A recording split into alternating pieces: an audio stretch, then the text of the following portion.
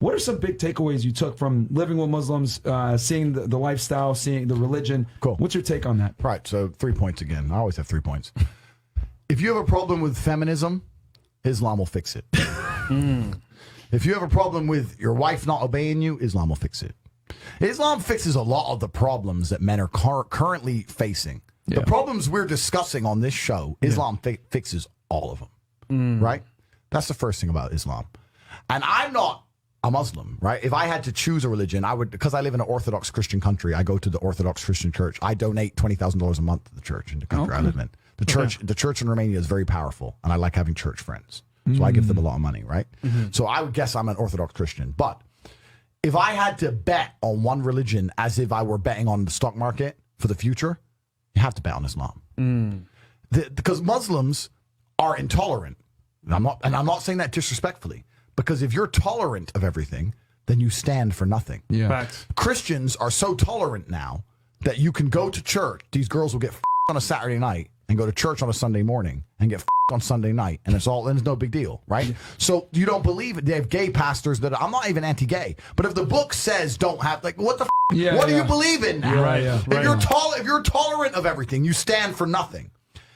I can walk through London with a T-shirt saying and nothing will happen to me.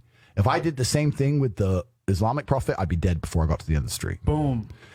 That's how much they believe and respect. And I respect people who stick up for what they believe in. Yeah. It's not even about me believing in it. I respect them because they believe and they will defend. Muslims are the only people who will defend their religion. They will defend their beliefs. They refuse to be mocked. They refuse to be insulted. And I respect that about them. I respect that. That's an amazing thing about them, right? Big families, all the things we're talking about, all the problems we have here, right? They've got none of that. None of it. Because of Islam. Islam keeps society in the role where women obey their man, women have children, women have big families. The Islamic women are happier than any thought you're going to see in the club tonight. They're very true. They're happy. Society is functioning.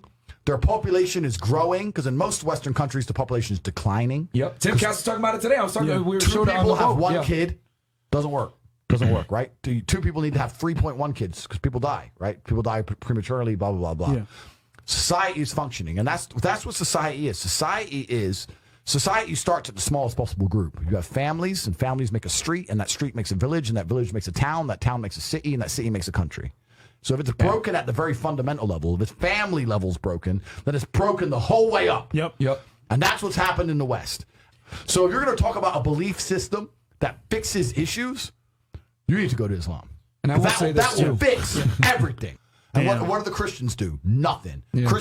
Christianity is a dead religion. If you're a Christian, and I'm saying this as a Christian myself, Christianity is a dead religion which is confined to the history books. It's dying out. Your own Pope. The Pope goes up there and talks LGBTQ shit now. That's crazy. It is over. That's you don't crazy. stand for anything. You don't believe in anything. You have no boundaries. Being a Christian now is nothing more than advertising you're a loser. It's a losing religion because you've lost to Islam. That's the future of religion.